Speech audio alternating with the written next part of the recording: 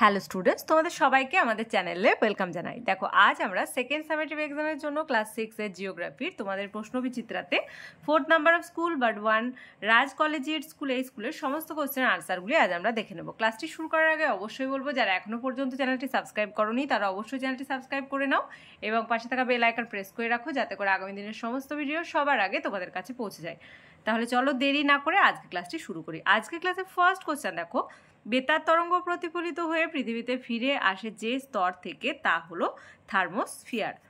পরের কোশ্চেন, বায়ুমণ্ডল দ্বারা আগত সৌর বিকিরণের শোষণের পরিমাণ হলো 51%। থার্ড, মৌসুমী বায়ুর প্রত্যাবর্তন কাল হলো শরৎকাল। Option C is the right answer. Fourth, অতি অল্প বৃষ্টিপাত ও অত্যাধিক উষ্ণতাযুক্ত অঞ্চলের সৃষ্টি হয়। আনসার হবে মরুমাটি। Option B is the right answer. Fifth, তুমি পশ্চিমবঙ্গের ডুয়ার্স অঞ্চলে বেড়াতে গেলে কোন ধরনের স্বাভাবিক উদ্ভিদ দেখতে পাবে? আনসার হবে ক্রান্তীয় চিরসবুজ উদ্ভিদ। Option B is the right answer. Six, দেখো, একশৃঙ্গ বিশিষ্ট গন্ডার দেখা যায় পশ্চিমবঙ্গের কোথায়? উত্তর পূর্বাঞ্চলে জলদাপাড়া অভয়ারণ্যে।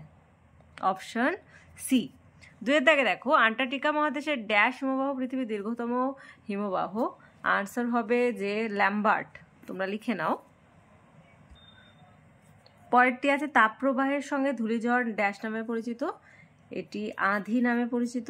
ধূলিঝড়, ধূলির যে ঝড় মানে ধুলোর যে ঝড় তাকে আঁধি বলা হয়। থার্ড, সমুদ্র উপকূলের লবণাক্ত জলভূমিতে ড্যাশ উদ্ভিদ জন্মায়। আনসার হবে ম্যানগ্রোভ উদ্ভিদ জন্মায়, যেটা সুন্দরবন অঞ্চলে বেশি দেখা যায়। তাহলে ম্যানগ্রোভ উদ্ভিদ। ফোর্থ, সর্দি কাশি কমানোর কাজে লাগে ড্যাশ গাছের পাতা। সবাই পারবে, তুলসী গাছের পাতা। তিনের দাগের ফার্স্ট কোশ্চেন, উষ্ণমণ্ডল কাকে বলে? তোমরা এর আনসার পাবে উষ্ণমণ্ডল, দেখে নাও। নিরক্ষরেখার উভয় দিকে কর্কটক্রান্তি ও মকরক্রান্তি রেখার মাঝের অঞ্চল হলো উষ্ণমণ্ডল। সূর্যরশ্মি সারা বছর লম্বভাবে পড়ে, পৃথিবীপৃষ্ঠ সব থেকে বেশি উত্তপ্ত হয়। পরের কোশ্চেনটি খুব ইম্পর্টেন্ট, খাদার ও ভাঙর কি? তোমরা লিখবে যে ভারতের নদী তীরবর্তী উর্বর নবীন পলিমাটিকে খাদার বলা হয়, আর তার পশ্চাৎবর্তী অনুর্বর প্রাচীন পলিমাটিকে ভাঙ্গার বলা হয়।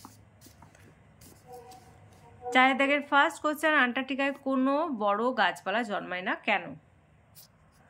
এর আনসার আমি স্ক্রিনে দিয়ে দেবো, সেখান থেকে তোমরা লিখে নেবে।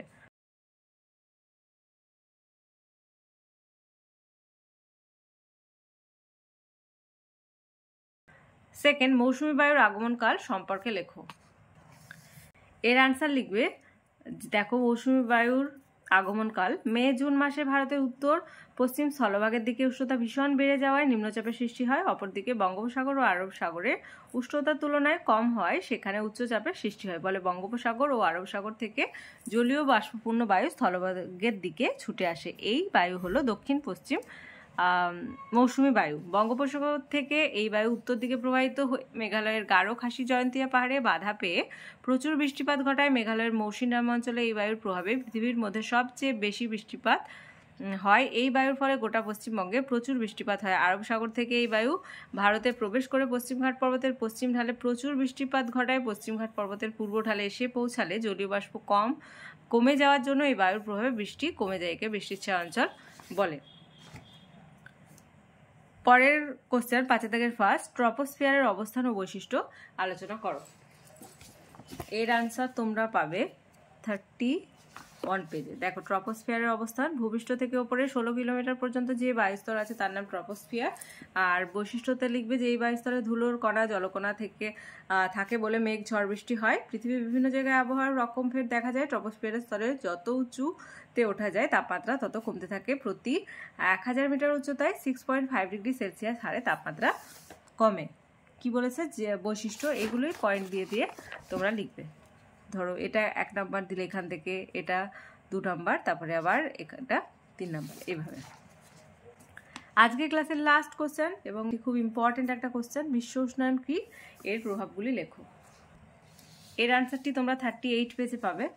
দেখো, বিশ্ব উষ্ণায়ন এখান থেকে এতটা লিখবে, 38 পেজ, আর প্রভাব এগুলো পুরোটাই লিখবে।